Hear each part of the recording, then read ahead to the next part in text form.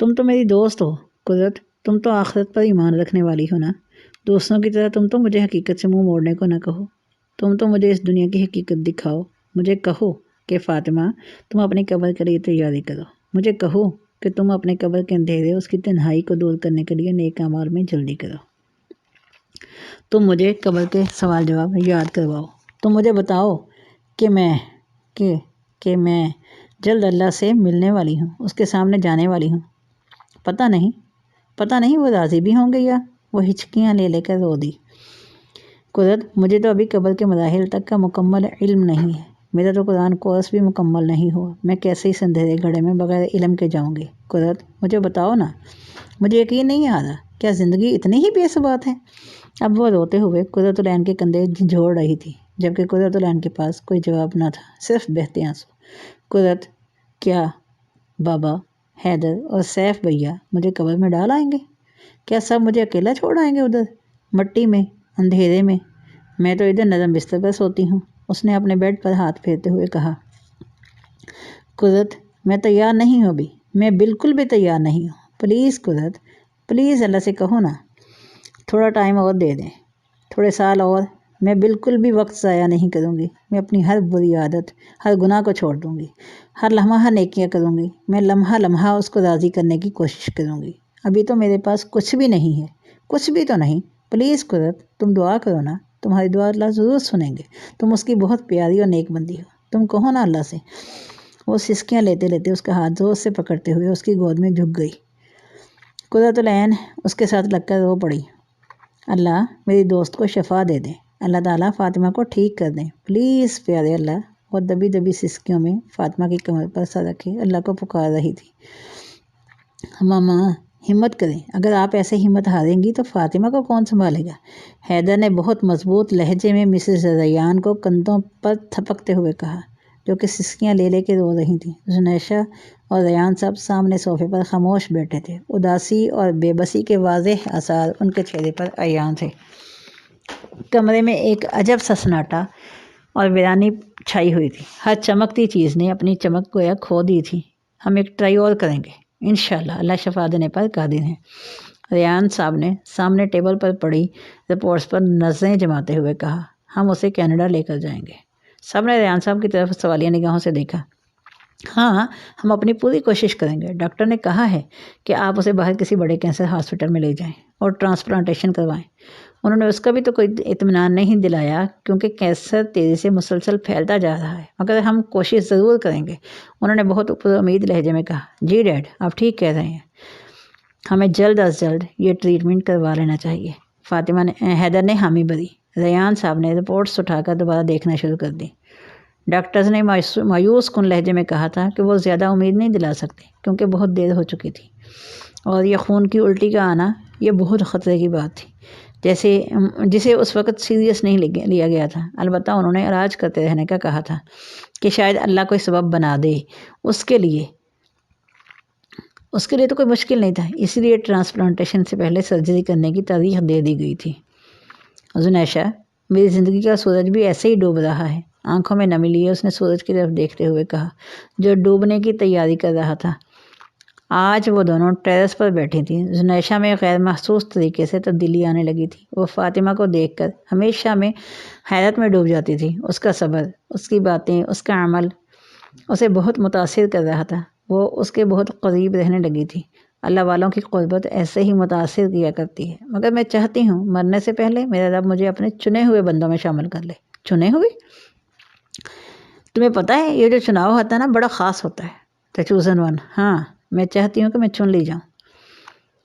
دیکھو، دنیا میں جب کسی بادشاہ کے دربار میں کسی کو خاص مقام ملتا ہے، یا کسی پارلیمنٹ میں کسی کو بڑا عہدہ ملتا ہے، یا پھر کسی کمپنی میں ایک عام ملازم کی پروموشن کسی خاص مقام پر ہوتی ہے، یا استاد ایک عام سے طالب علم کو اس کلاس کا مانیٹر بنا دیتا ہے، یا سسرال میں بڑی بہو ہونے کی وجہ سے جو عزت ملتی ہے، تو کیا احساس ہوتا ہے، کیا جذبات ہوتے ہیں۔ لوگ دنیا میں ہونے والے ان چناؤں پر بہت خوش ہوتے ہیں، مگر میں چاہتی ہوں کہ میرا اس رب کے ہاں چناؤ ہو جائے، ہاں، وہاں بھی میں ایک عام مسلمان سے خاص مومنین کی صف میں چن لی جاؤں، پھر وہاں سے محبین، اللہ سے محبت کرنے والوں میں اور پھر وہاں سے محسنین کے گریڈز حاصل کر لوں جن سے میرا رب محبت کرتا ہے، جن کے ساتھ وہ ہوتا ہے۔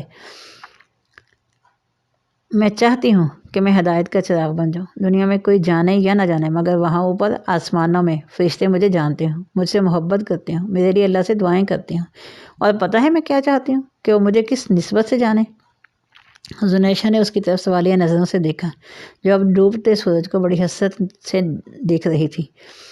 اس نے جواب کا انتظار کیے بغیر اپنی بات جاری رکھی، صرف اس نسبت سے کہ فاطمہ اللہ سے محبت کرنے والی لڑکی ہے، فاطمہ رب کی خاطر ہر قربانی دے دینے پر تیار ہے، اس کی ترجیح اول اس کا رب ہے، اس کی خواہش اس کے رب کی رضا ہے، اس کی تڑپ اس کے رب کا دیدار ہے، اس کا دین اس کا فخر ہے، اس کی زندگی اور موت اس کے رب کی امانت ہے، اور اللہ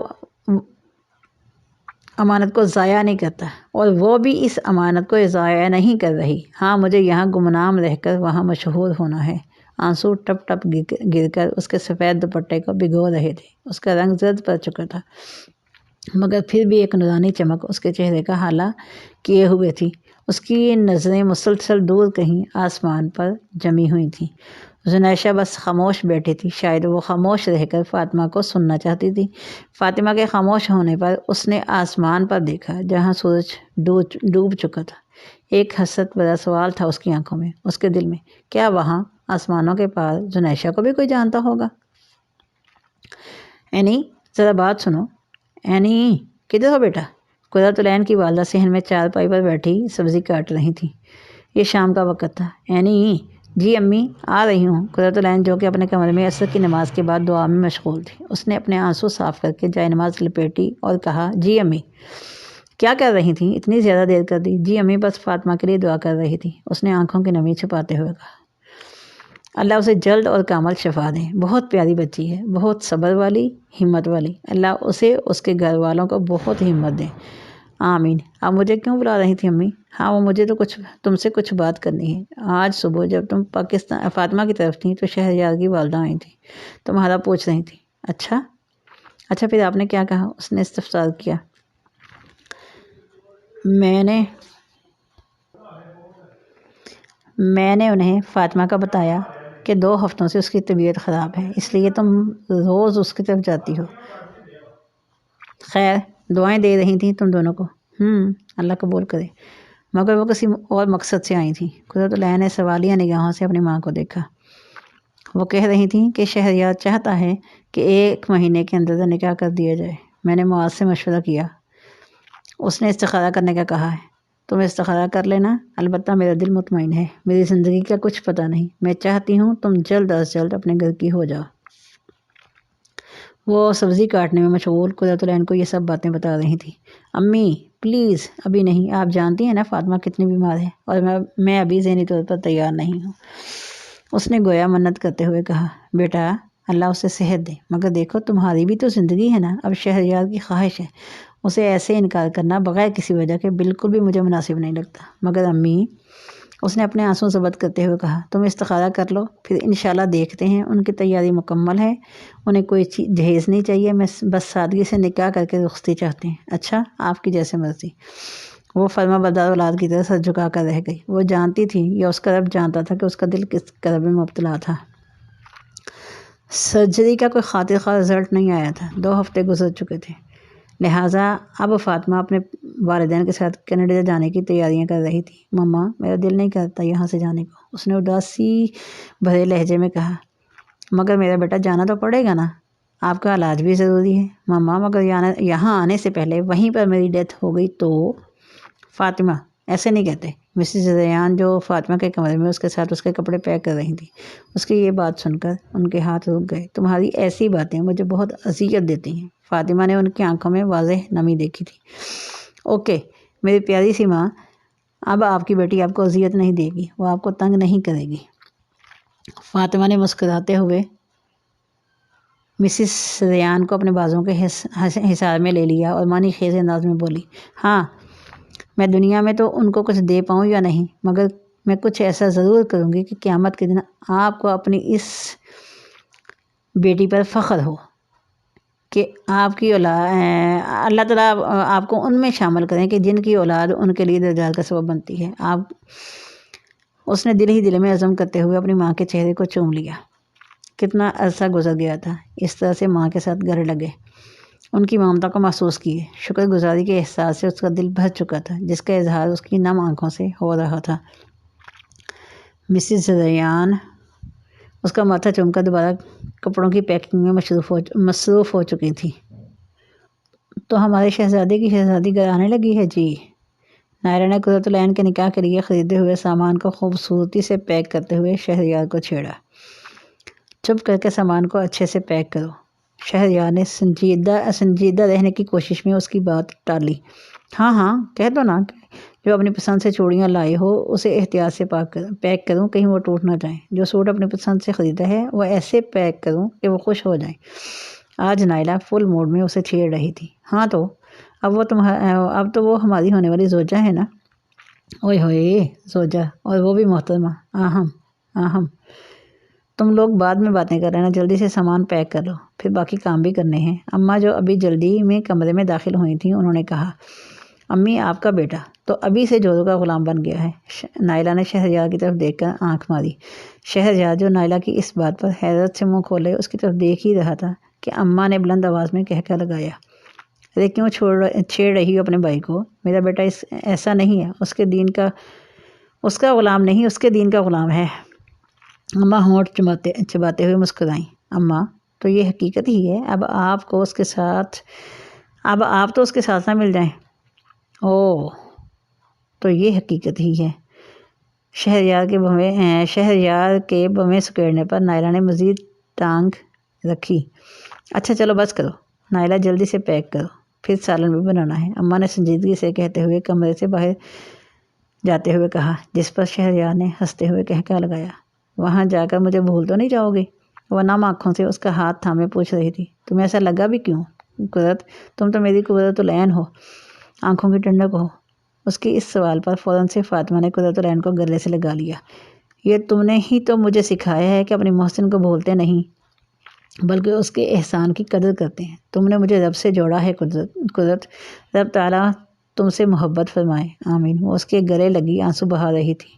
نہیں معلوم تھا کہ دوبارہ کب ملیں گی، کس حال میں ملیں گی، مل بھی پائیں گی یا نہیں، یہ سوچ کر اس کا سانس لینا دشوار ہو رہا تھا۔ فاطمہ کی کل فلائٹ تھی، آج وہ قرۃ العین کے گھر اس سے ملنے آئی تھی۔ فاطمہ مجھ سے کانٹیکٹ میں رہنا، انشاءاللہ میں روز تم سے بات کروں گی۔ اور قرۃ تم اللہ سے کہنا کہ فاطمہ کو ضائع نہ کریں، اس سے اپنے دین کا کوئی کام لے لیں، میں کچھ کر کے جانا چاہتی ہوں۔ انشاءاللہ میں اللہ سے دعا کروں گی، وہ تمہیں ہرگز ضائع نہیں کریں گے۔ قرۃ العین کے پاس تسلی دینے کے لیے الفاظ ختم ہو چکے تھے۔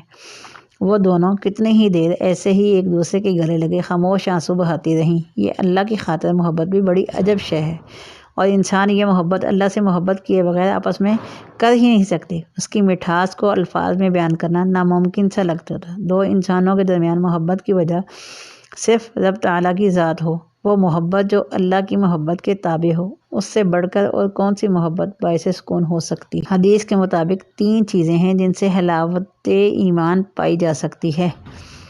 ایک یہ کہ اللہ اور اس کا رسول باقی سب سے زیادہ محبوب ہو۔ دوم یہ کہ اگر کسی سے محبت کرتا ہے بندہ تو اللہ کے لیے ہی کرتا ہے۔ تیسرا یہ کہ اسے کفر کی طرف لوٹنا ایسے برا لگے جیسے آگ میں ڈالا جانا۔ بخاری جلد نمبر 1 حدیث نمبر 49۔ قیامت کے دن جب ہر رشتہ بے وفائی کرے گا تب صرف یہی اللہ کی خاطر محبتیں باقی رہیں گی۔ شاید ان کی محبت کا مقصد ہی ان کے باقی رہنے کا سبب ہوگا، یعنی رب تعالیٰ کی ذات۔ ہم فلائٹ ٹائمنگ سے 2 گھنٹے پہلے گھر سے نکل سکتے ہیں بابا؟ میں سی سائڈ پر جانا چاہتی ہوں۔ ہیں جی میرا بیٹا، کیوں نہیں؟ فاطمہ ریان صاحب کے سینے پر سر رکھے ان سے ٹیک لگائے بیٹھی تھی، جبکہ ریان صاحب اخبار پڑھنے میں مشغول تھے۔ کینیڈا کے لیے فلائٹ رات کے 9 بجے تھی۔ مسز ریان کی بھاگم دوڑ لگی ہوئی تھی کہ کوئی چیز رہ نہ جائے، اور زنیشہ فاطمہ کی ہر ضرورت کی چیز چیک کر رہی تھی۔ فاطمہ اپنی دوائیں یاد سے رکھ لینا، اب کیا ضرورت ہے اس کی؟ اس نے زیر لب عجیب انداز میں مسکراتے ہوئے کہا۔ کیا مطلب؟ کچھ نہیں، میرا مطلب تھا اب تو میں ٹھیک ہو جاؤں گی نا انشاءاللہ۔ میں تمہیں بہت مس کروں گی فاطمہ۔ زنیشہ نے آگے بڑھ کر فاطمہ کو گلے سے لگا لیا۔ کیا معلوم دوبارہ تم مجھ سے ایسے مل پاؤ یا نہیں، اس نے زیر لب بڑبڑاتے ہوئے کہا۔ ایسی باتیں مت کیا کرو، اللہ سے محبت کرنے والی پیاری لڑکی ایسی مایوس کن باتیں کرتی اچھی نہیں لگتی، زنیشہ نے اس کے گال کو چومتے ہوئے کہا۔ جواباً فاطمہ مسکرا کر رہ گئی۔ یقیناً وہ یہاں سے نہیں جانا چاہتی تھی، مگر وہ یہی سوچ کر خاموش تھی کہ اس کے رب نے اس کے لیے بہتر ہی سوچا ہوگا۔ کیا جانے، جیسا ڈیس ویسی ڈریسنگ ہونی چاہیے۔ تم کینیڈا جا رہی ہو، ضروری تو نہیں کہ اتنا زیادہ خود کو کور کرو، یہ گلوز وغیرہ اتار دو، زنیشہ نے گاڑی سے نکلتے ہوئے فاطمہ سے کہا، جو سیٹ میں پھنسا بایا جھک کر نکال رہی تھی۔ کیوں، کینیڈا میں وہی اللہ نہیں جو یہاں ہے؟ اس نے مسکرا کر آسمان کی طرف دیکھتے ہوئے کہا۔ نہیں، میرا یہ مطلب تو نہیں تھا۔ زنیشہ کو اپنے کہے پر پریشانی ہوئی۔ میرا مطلب ہے وہاں کے مرد عورتوں کو پاکستانی مردوں کی طرح نہیں گھورتے، تو ادھر انسان مکمل پردہ نہ بھی کرے تو کوئی بڑی بات نہیں۔ مرد مرد ہی ہوتا ہے زنیشہ، خواہ پاکستان کا ہو یا کینیڈا کا۔ بات مردوں کی نہیں، میرے رب کے حکم کی ہے۔ بیٹا آپ تینوں یہیں ٹھہرے، ہم مارکیٹ سے کچھ سامان لے آئیں، مسز ریان نے گاڑی سے جھانکتے ہوئے حیدر سے کہا۔ جی ماما، آپ بے فکر ہو کر جائیں، انشاءاللہ ہم 7 بجے ملتے ہیں، حیدر نے انہیں ہاتھ ہلاتے ہوئے کہا۔ 5:30 بجے ریان صاحب نے زنیشہ، فاطمہ اور حیدر کو سی سائڈ پر چھوڑ دیا تھا۔ وہ دونوں سمندر کے کنارے پڑے بینچ پر جا کر بیٹھ گئے، جبکہ حیدر اپنے فون کالز میں مصروف، ان کے پیچھے ہی ارد گرد چکر لگانے میں مصروف تھا، جبکہ دونوں لڑکیاں خاموشی سے سمندر کی لہروں کا شور سن رہی تھیں۔ سمندر پار غروب ہوتا ہوا سورج کتنا پیارا لگتا ہے نا، فاطمہ نے مسحور کن لہجے میں کہا۔ ہاں، زنیشہ نے ارد گرد کا جائزہ لیتے ہوئے سرسری سے جواب دیا۔ اسے فاطمہ کے ساتھ یوں بیٹھنا عجب لگ رہا تھا۔ وہ خود شلوار قمیض میں ملبوس تھی، سر پر باریک دوپٹہ تھا۔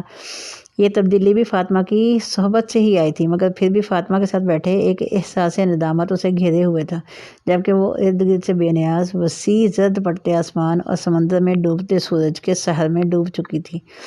وہ سحر اس کی چمکتی آنکھوں سے ظاہر ہو رہا تھا۔ اچھا، تو ہم پردے کی بات کر رہے تھے، مجھے بتاؤ کیا اس کا حکم قرآن میں موجود ہے؟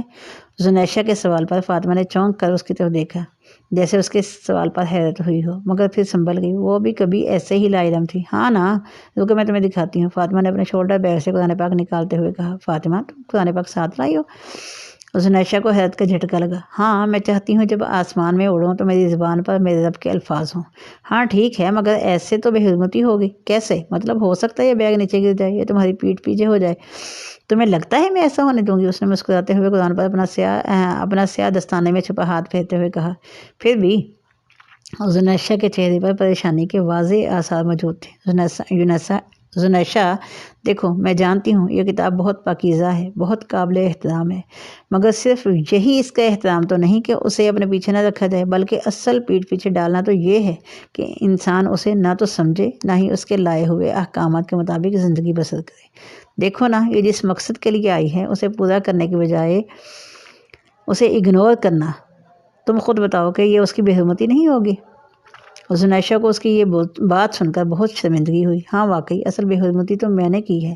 اسے یکا یک اپنا سوال یاد آیا۔ کیا اسے واقعی نہیں خبر تھی کہ قرآن پاک میں پردے کا حکم موجود بھی ہے یا نہیں؟ اگر ہے بھی تو کس صورت کی، کس آیت میں؟ اسے خود پر افسوس ہوا۔ ماں کی محبت دیکھی ہے نا، جیسے ایک ماں اپنے بچے کو خود سے جدا نہیں کرتی، اسے ادھر ادھر نہیں ہونے دیتی۔ مجھے بھی یہ کتاب ایسے ہی محبوب ہے، میں اپنے سے زیادہ اس کا خیال رکھوں گی انشاءاللہ۔ زنیشہ نے مسکرانے کی کوشش کی۔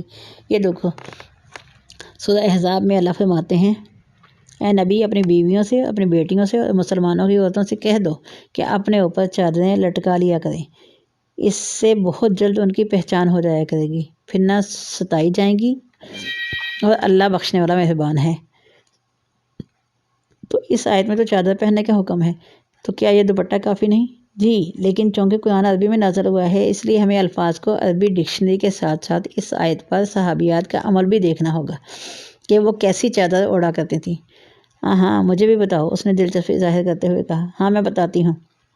آیت میں جو لفظ ہے جلابیبہن، تو جلباب ایسی چادر کو کہتے ہیں جو کپڑوں کے اوپر سے اوڑھی جاتی ہے، ایسے کہ مکمل طور پر عورت کو ڈھانپ دے۔ اب ہر علاقے کے مختلف انداز ہوتے ہیں۔